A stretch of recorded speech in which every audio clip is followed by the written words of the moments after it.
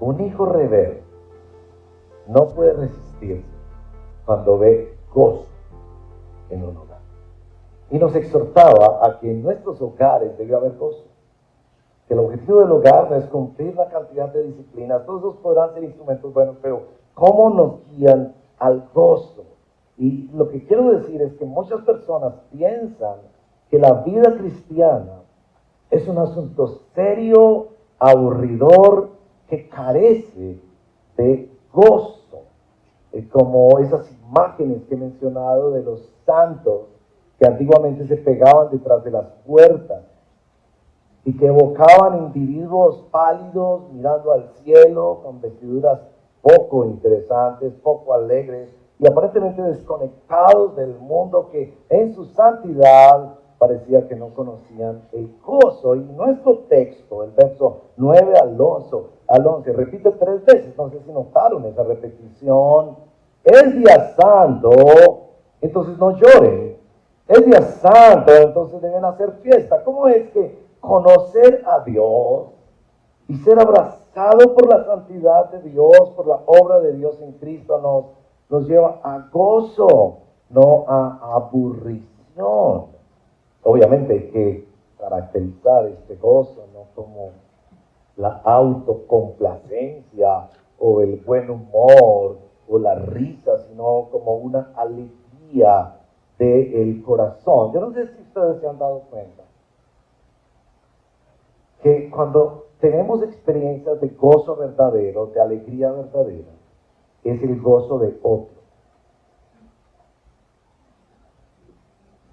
Como cuando usted, por ejemplo, le sirve a una persona necesitada y ve que esa persona realmente aprecia lo que usted ha hecho y resolvió su necesidad. O cuando usted le lleva un regalo el día de la madre o el día del padre o a un amigo en su cumpleaños, usted tiene gozo por el gozo de otro. O sea que el gozo verdadero termina siendo el gozo de otro. Como cuando un niño está practicando un deporte y en las graderías está papá o mamá. Y el niño hace un gol, pero él no logra estar contento hasta que ve el rostro de papá y de mamá totalmente extasiados porque su niño hizo un gol, aunque sea un autogol. Y en el gozo de sus padres es donde está su gozo. Y la familia habrá de ser ese lugar donde aprendemos que el gozo verdadero es el gozo de otro. Ahora, nuestro texto está claramente haciendo una afirmación teológica monumental que está allí en el verso 10. La alegría del Señor es la fortaleza de usted. Entonces, usted puede estar pasando por una tribulación, como muchos de nosotros pasamos por la tribulación de familiares enfermos, de escasez financiera, depresiones, conflictos, guerra espiritual, luchas de todos los tipos. Y cuando usted ve que a pesar de todo ese drama, el rostro de Dios sonríe sobre ti. ¿Puedes pensar eso? Que el niño está jugando su partido y pueden haberlo apaleado, le pueden haber hecho bullying, pero si él ve a papá o mamá en las graderías con una sonrisa y un orgullo sano de ver a su muchacho ahí haciendo lo que debe hacer, ese niño cobra valor y se convierte el gozo del otro en una inmensa fortaleza para su vida. Ahora yo quiero mostrarles hoy en la palabra de Dios los 3 instrumentos que Dios usa para el gozo verdadero. Espero que el tiempo nos ayude, porque tiempo es tiempo, pero esta es una escritura maravillosa para ver qué herramientas usa Dios para el gozo. Y yo anhelo que tú estés cansado de gozo falso. Hay mucho gozo falso. ¿A usted no le ha pasado que sueña con ese iPhone 25, yo no sé en qué número van los iPhones, supongamos que van en el 25. Y usted sueña con ese iPhone 25 y usted llega a pensar en su materialismo, que es igual al mío, que cuando tenga ese iPhone 25, ahí se va a acabar toda insatisfacción. Usted se va a sentir otra persona, va a estar gozoso y contento. Y le llega la cajita del iPhone 25. Ve que la diferencia mayor es por ahí la cámara, o el almacenamiento, qué sé yo. Y al otro día, ya casi hasta se le ha olvidado. ¿O usted piensa que es esa mujer maravillosa, hermosa, y llega a casarse con esa mujer maravillosa, hermosa? Pasa la luna de miel. ¿No se da cuenta que usted necesita llegar a un punto en su vida en que admita que anhela su alma profundamente, que su alma fue creada con hambre de gozo verdadero, y que ese gozo está más allá de cosas materiales o de otros seres humanos imperfectos como usted, o un gran trabajo, o una gran realización? Y esta escritura nos deja ver en esta narración que el Señor ha permitido que tengamos en sus palabras 3 herramientas del gozo verdadero. La primera herramienta, sin duda, la palabra de Dios. No solo la forma en la que la recibieron, no tiene que pensar mucho en esta escritura, cómo fue que recibieron la palabra de Dios. Se juntaron todos, grandes, pequeños, pidieron que se les explicara, querían entender la palabra de Dios. Pasaban 6 horas al día, de pie, solo escuchando palabra de Dios. No había música de fondo, no había cantos, no había refrigerio ni tinto como nos dan ahí en el atrio. Y en el verso 6, cuando él invoca a Dios después de esa lectura, viene esta forma de adoración. Miren el verso 6, ante la palabra de Dios. Amén, amén. Alzaron las manos, se postraron y adoraron al Señor. ¿En respuesta a qué? ¿Milagros? ¿Un gran escenario, un gran auditorio? ¿Un coro angelical que estaba al? No. La sola escucha de la palabra. Eso ya pone la sobrenaturalidad de la palabra de Dios en la escena. La palabra de Dios aquí es la ley de Dios. Estamos hablando de los 5 primeros libros de la Biblia, que seguramente fueron leídos esa semana, de Génesis hasta Deuteronomio. La ley de Dios. Leyes levíticas, leyes sobre la adoración, leyes civiles, leyes ceremoniales, etcétera, etcétera. Ellos descubrieron aquel día, por la gracia de Dios, que la palabra de Dios era el referente central para sus vidas. Eso se les vino como una revelación extraordinaria. ¿Y cuánto anhelo yo que usted tenga esa revelación extraordinaria? Déjeme darle una pequeña explicación que he logrado armar en estos días sobre el problema que vivimos generacionalmente en Colombia. La generación en que yo crecí era una generación cuyo referente era la sociedad. ¿Cómo sabíamos nosotros que era bueno y malo? Era la sociedad. Lo que la sociedad aceptara era bueno, lo que la sociedad rechazara era mal. Pero esa sociedad estaba construida por hombres y mujeres pecadores, con intereses, con malicia, con escrúpulos, con miedo. Y claro, esa sociedad discriminó personas, hizo daño a personas. Esa sociedad exaltó la hipocresía, el materialismo, los títulos sociales, los 6 estratos sociales que tenemos en nuestra sociedad antioqueña. Pero nuestro referente era la sociedad. ¿Qué diga el mundo? La mayoría del mundo, eso es lo que determina qué es bueno y qué es malo. La generación de los muchachos que se levantan ahora no tienen ese referente. La sociedad les importa un comino. El referente ya no es la sociedad, el referente es el yo. ¿Cómo me siento yo? ¿Qué quiero yo? El gran eslogan de esta generación es: sé lo que quieras ser. Y por supuesto, así como en la generación anterior había cosas positivas en algunas de esas imposiciones sociales, en la generación actual hay también cosas positivas, pero también muchas cosas negativas. Yo no sé si usted se dio cuenta. En el diario que publicó este joven que asesinó al médico en la clínica Medellín, allí en el Poblado, noticia nacional tan triste.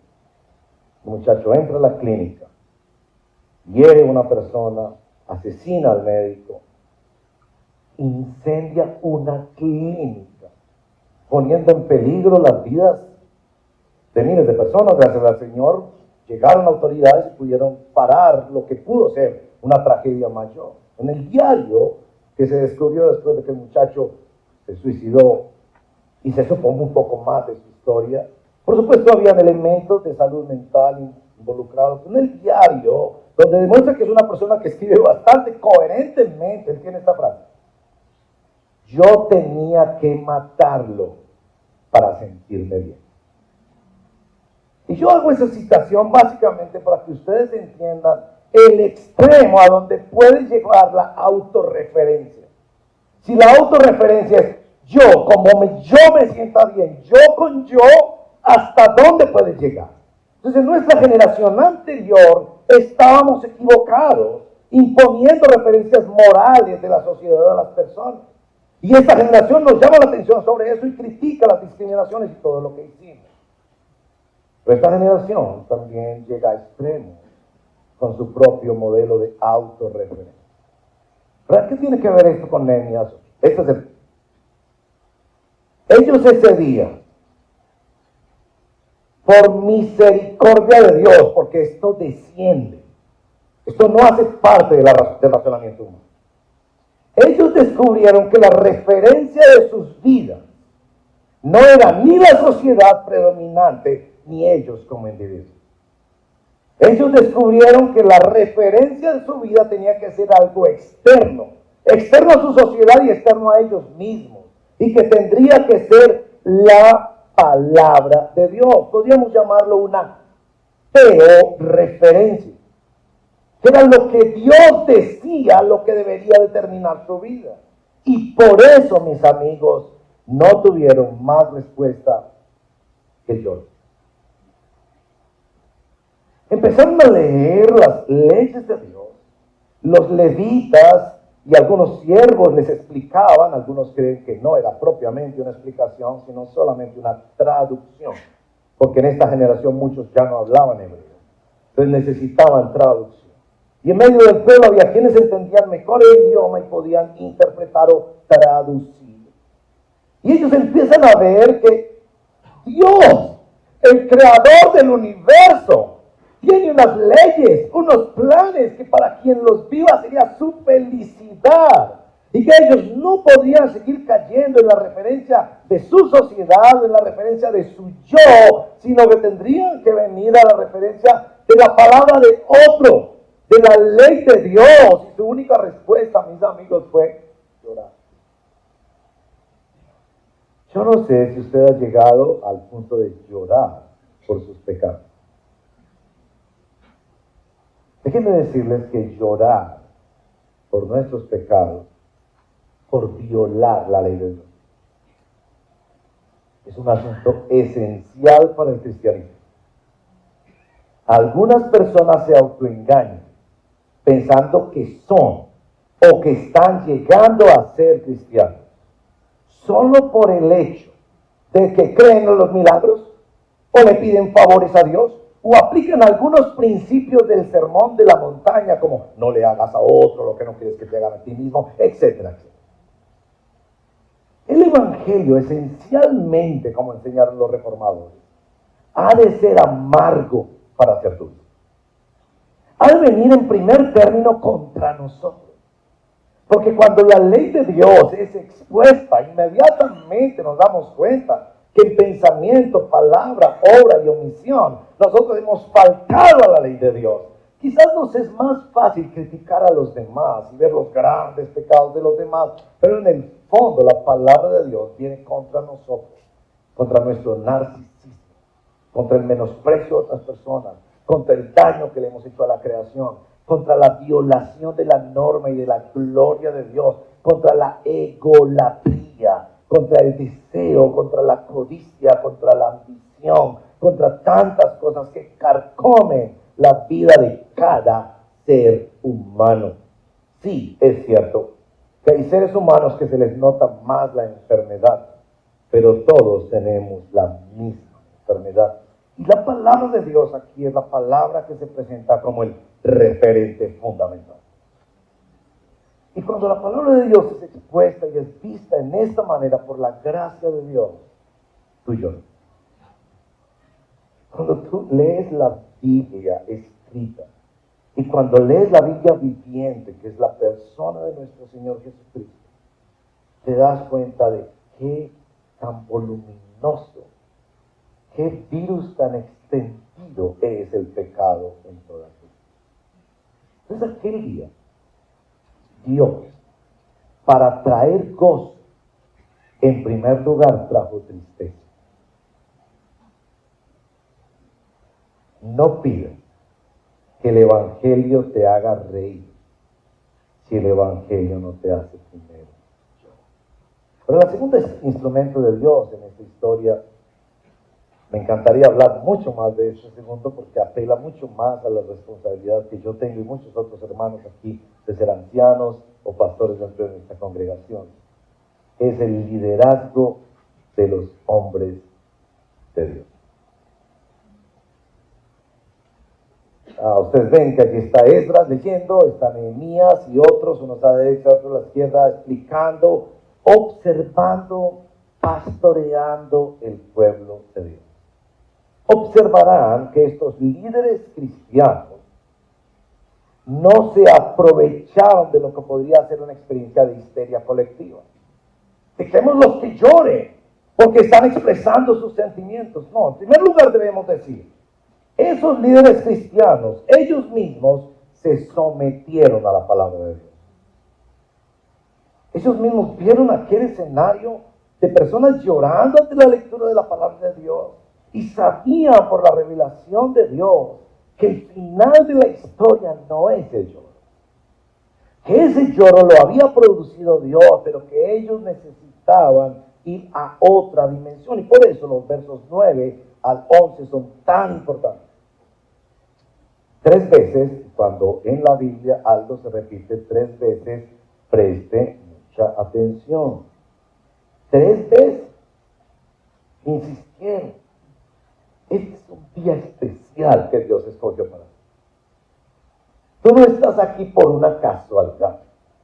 Tú no estás viendo esto en una pantalla o sentado aquí escuchando esto por una casualidad. Es una diosidencia. Es un día especialmente consagrado para ti.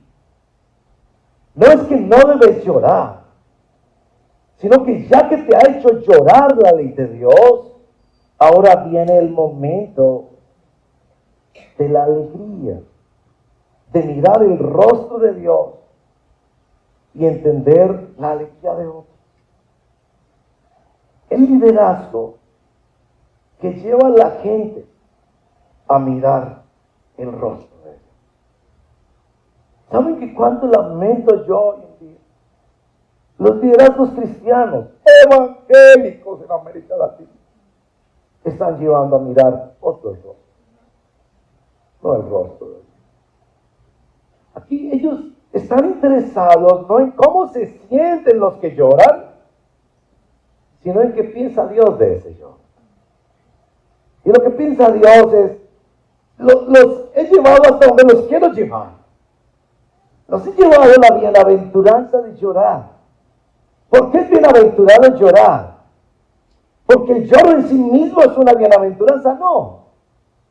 El lloro que produce el Evangelio es bienaventurado porque Dios ha prometido que aquel que es atravesado por la palabra de Dios y reconoce su pecado, aquel mismo, no importa qué tan grande es su pecado, esa misma persona es traída al gozo de Dios. Fe es el gozo de Dios. Yo oro que puedas conocer el gozo de Dios. No hay nada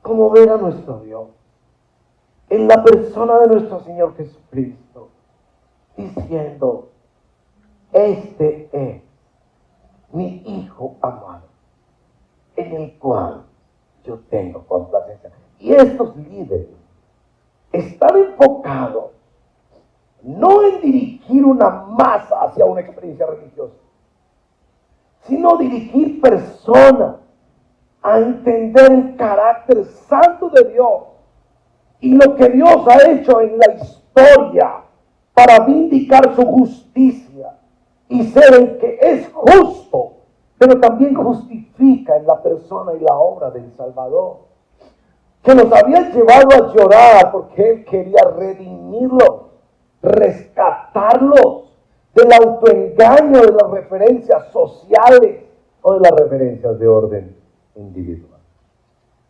Aquí está pues el modelo del Evangelio.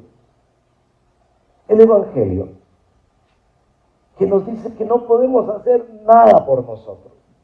Por eso el lloro era desconsolador. ¿Se habían podido usted imaginar una masa de hombres, mujeres y niños llorando a todo pulmón porque reconocían que habían faltado al pacto de su Dios, que no tenían esperanza, que sus pecados les eran contados sobre ellos como pesada carga, que nada podían hacer para cambiar su pasado de siglos de abandono del pacto de Dios? El texto mismo nos dice que ese mandamiento que viene más adelante de los tabernáculos no lo habían cumplido desde los tiempos de Josué. Es decir, solo una generación cumplió la palabra de Dios. Habían pasado generaciones tras generaciones que habían abandonado a su Dios. Sí, citaban a Dios y le pedían milagros, pero habían abandonado la búsqueda del Dios verdadero.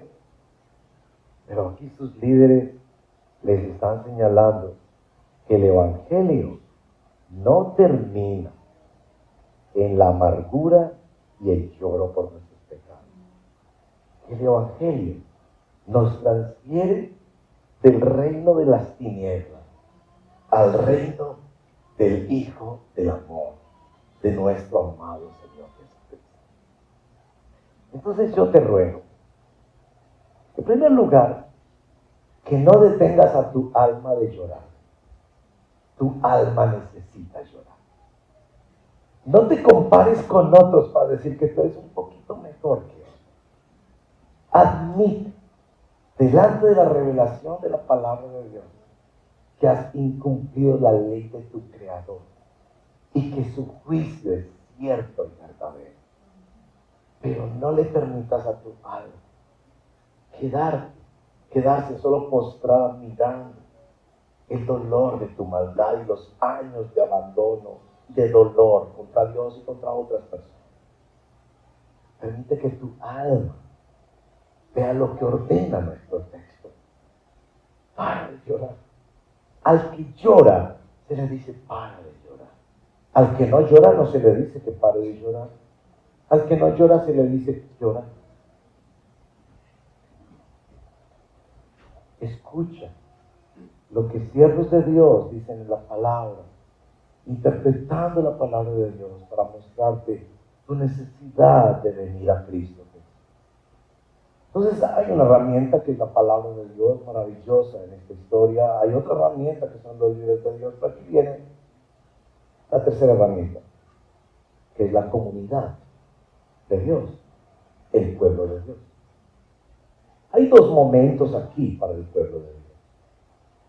El primer momento, en el verso 9, cuando ellos están llorando todos juntos, escuchan que no deben llorar más. Y del verso 11 en adelante, particularmente en el verso 12, todo el pueblo fue a comer y a beber. Y noten esta cosa tan hermosa que se les había ordenado también. a mandar porciones a los que no tenían preparado y hacer, verso 12, parte B, una grande fiesta. Ahí se ve la comunidad. Pero se ve también la comunidad cristiana en el segundo momento. El segundo momento es el que empieza del verso 13 al 18. Y ustedes que son buenos estudiantes de la Biblia, y los que todavía no lo son, yo espero que lo sean, ustedes se hacen la pregunta de por qué esa historia terminó en aquella obediencia o mandamiento que está en Levíticos 23. Levíticos 23 contiene la lista de las fiestas que Dios le había pedido al pueblo celebrar. Una de esas fiestas era la fiesta de los tabernáculos. Entonces, la primera pregunta que usted se hace es, ¿por qué en el segundo día, cuando vieron que habían cumplido la ley de Dios, se reúnen los cabezas de las familias y particularmente señalan ese mandamiento? Porque una pregunta que uno haría es, pues el Pentateuco está lleno de mandamientos y seguramente todos los habían incumplido, entonces ¿por qué no pensaron en otro y sí en este? Bueno, una respuesta tiene que ver con la fecha. Se dieron cuenta que era en esos días que debería celebrarse, porque Dios les había dado un calendario. No sé si usted se ha dado cuenta, Dios nos dio un calendario. Por ejemplo, Dios dijo que nosotros somos personas de 7 días. ¿Usted no se ha preguntado nunca por qué somos personas de 7 días cuando el número 10, por ejemplo, sería más lógico? Imagínense un mes de 40 días. 10, 10, 10. ¿Cierto? Y no tenemos ese enredo de que son 15 días, porque es 7. Dios nos hizo así. Él hizo la creación. En 6 días se declaró uno de descanso.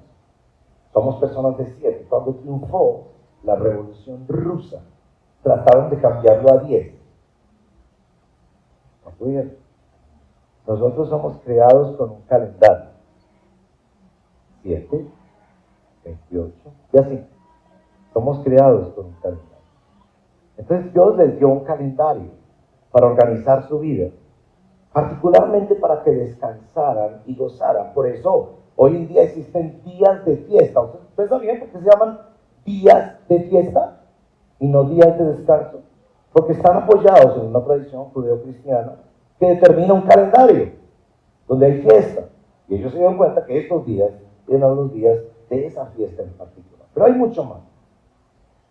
La fiesta de los tabernáculos era que todos hacían pequeñas casitas con ramas y todo algo muy artesanal y muy improvisado, solo para durar 8 días. Y deberían vivir fuera de la casa. ¿Por qué deberían vivir fuera de la casa? Esto es muy importante. Nunca lea el Antiguo Testamento con el prejuicio de pensar que son leyes sin sentido. Investigue más. Investigue más. Dios quería que ellos salieran de la comodidad de sus casas, se incomodaran, cambiaran de escenario. Y particularmente en los tabernáculos tendrían que recordar que Dios los sacó de la esclavitud de Egipto y los hizo pasar 40 años. Se llamaba la fiesta de Sukkot. 40 años andando, armando y desarmando la tierra, para que no se aferraran a este mundo, para que supieran que caminar con Dios es caminar hacia algo mucho más grande que la super casa que tienes, el super carro, el super trabajo, para hacerte dar ambición de tierra prometida, anhelos de cielo. Entonces, esta es la comunidad que se reunía a hacer la misma cosa, en un mismo lugar, en diferentes lugares, pero haciendo la misma cosa, para recordar que no somos de este mundo. ¿Usted sabía esa maravilla del cristianismo? Que en el cristianismo predicamos el cielo. ¿Tú qué pensabas? Que lo único que se predicaba en el cristianismo Es en un peludo que caminaba por Palestina y enseñaba a la gente a manejarse bien para que todos anduvieran en paz.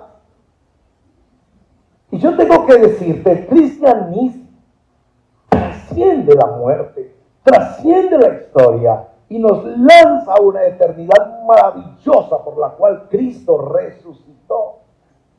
Los tabernáculos le recordaban a ellos que había tierra prometida, que había futuro, una comunidad que estaría por la eternidad con Dios. Más adelante estos tabernáculos se convirtieron en el tabernáculo que llegó a ser el templo, donde el pueblo de Dios se reunía. Y esta comunidad, quiero contarles, somos nosotros, hombres y mujeres, que sin mérito alguno hemos venido a la gracia, que si no hubiéramos hecho nada, hemos sido rescatados, lavados de nuestros pecados, atraídos a la gracia de Dios por Cristo, en esta maravillosa revelación sobrenatural que nos dispara hacia otra dimensión de la vida. Esta es la comunidad que anuncia el Evangelio. Concluyamos. En primer lugar, Dios usa su palabra para hacernos llorar. Así que mi hermano, mi amigo, si la palabra de Dios a usted no le hace llorar, preocúpese. Si usted es de aquellos que usan la Biblia para encontrar frases bonitas que pueda citar en una conferencia o escribir en una tarjeta para un amigo, preocúpese. La Biblia es espada de doble filo, que en primer término destrona tus ídolos, muestra tu pecado, viene contra ti, pero que en segundo término es la palabra que te defiende, que te libera, que te entrega las promesas de Dios. En segundo lugar, necesitamos líderes cristianos en nuestra iglesia que crezcan, que sean bendecidos, cada vez más consagrados, que sabia y bíblicamente, guiados por la palabra, no por el fenómeno de la masa, que sepan pararnos y decirnos, no llores más, o que sepan decirnos, llora. En tercer lugar, necesitamos recordar que somos una comunidad sacada de Egipto, de nuestra propia esclavitud, que somos llamados a construir un tabernáculo donde Dios mora con los hombres, que somos llamados a vernos diferentes, que somos llamados a hacer nuestros mejores esfuerzos para que una comunidad cristiana local como esta, en su palabra y en sus acciones, cada vez demuestre más la bendita obediencia de hombres y mujeres que han sido perdonados y que escudriñan en la palabra de Dios para saber qué es lo que Dios quiere, no qué es lo que el mundo quiere o no qué es lo que ellos quieren, sino qué es lo que Dios quiere para proceder a obedecerlo. Aplicación. Yo quisiera aplicar esto en varias cosas. Primero, hermanos y hermanas, valoremos las cosas sencillas. ¿No les parece que el acto de aquel día, que por la gracia de Dios lo generó todo, fue sencillamente leer la Biblia? Leer la Biblia. Y hoy en día usted tiene la Biblia en aplicación, en audio. Tiene copias en diferentes idiomas y en diferentes estilos de lenguaje. Y usted lee la Biblia solamente cuando va a una iglesia. Usted pasa días, como alguien confesaba, días sin leer la palabra de Dios. Usted confía que otro ora por usted, que otro estudia por usted. Y usted no tiene esa santa ambición de leer la palabra de Dios. Yo creo que hemos de celebrar lo sencillo de que cada día apartamos tiempo para leer la palabra de Dios. Y confiamos que Dios va a hacer lo que Él quiera hacer. Que un día puede ponernos a llorar y otro día puede ponernos a ver que es Dios el que hace algo que nosotros no podemos. Segunda aplicación. Creo que necesitamos valorar líderes que no se dejan presionar por las masas. Yo mismo me pongo ante aquel escenario de ver un poco de gente llorando. Yo no me atrevería a frenar aquella explosión de sentimientos masivos. Hubiera querido aprovecharlos, pero no frenar. Creo que necesitamos valorar líderes que nos digan la verdad. Facilitadores de rebaño, que cuando tú dices algo en un rebaño y está mal, o confiesas algo que no es correcto, o necesitas que te digan la verdad, tal vez frente al grupo, si lo dijiste frente al grupo, o en el rebaño en privado, si lo dijiste en privado, se acerca a ti y te dice la verdad. Eso no es correcto, no hagas eso. Líderes que no se dejan llevar por una masa enardecida de sentimientos religiosos. Y creo que también necesitamos valorar más nuestros encuentros como iglesia y valorar más este lugar de encuentros de la iglesia. ¿Cuánto anhelamos ver cada día más este lugar más bello, con aire acondicionado, para que una persona pueda sentarse y escuchar palabras de Dios, para que podamos aprender a vernos más como hermanos rescatados por la gracia de Dios, no por nuestros méritos, aceptándonos y ayudándonos unos a otros? Leo estos 3 versos que han hecho parte de nuestra adoración el día de hoy, nuestra enseñanza. Mateo 5:4. Mientras viene el equipo de alabanza. Bienaventurados los que lloran, porque ellos serán consolados. Del Salmo 30, que nos dio en nuestra adoración corporativa. Escucha, oh Señor, y ten piedad de mí. Oh Señor, sé tú mi ayuda. Tú has cambiado mi lamento en danza. Has desatado mi ropa de luto y me has ceñido de alegría. Para que mi alma te cante alabanza y no esté callada. Oh Señor, Dios mío, te daré gracias por siempre. 2 Corintios 7:10. Porque la tristeza, que es conforme a la voluntad de Dios, produce un arrepentimiento que conduce a la salvación, sin dejar pesar. Pero la tristeza del mundo produce muerte. Cierra tus ojos y oremos. Señor, gracias por hablarnos a través de esta historia de Nehemías, capítulo 8. Lo que tú hiciste allá, por favor, hazlo aquí. Que lloremos todo lo que necesitamos llorar sobre nuestras vidas alejadas del verdadero Dios, buscando en el mundo, tratando de fabricar nuestras propias ilusiones de un futuro mejor, buscando referencias afuera en la sociedad o adentro de nosotros mismos. Cuando tú eres nuestra referencia y tú nos has dado una revelación en la Biblia y en la persona de Jesús de Nazaret. Te pido, Señor, que recibas a los que hoy están viniendo a ti en arrepentimiento y fe. Que tú mismo por tu gracia los estás atrayendo con un lloro y una tristeza que es según Dios.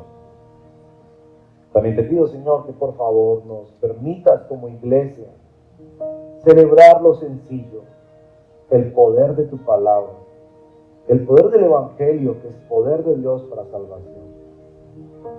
Que nos ayude, Señor, a valorar cada vez más y más a todos los que sirven, diciéndonos la verdad y enseñándonos la palabra. Valorar más y más la comunidad que llora por su pecado y la comunidad que se alegra porque hay esperanza, perdón y nueva vida en Cristo. Ayúdanos, Señor, a ser esa iglesia, a servirte así, a amarte así.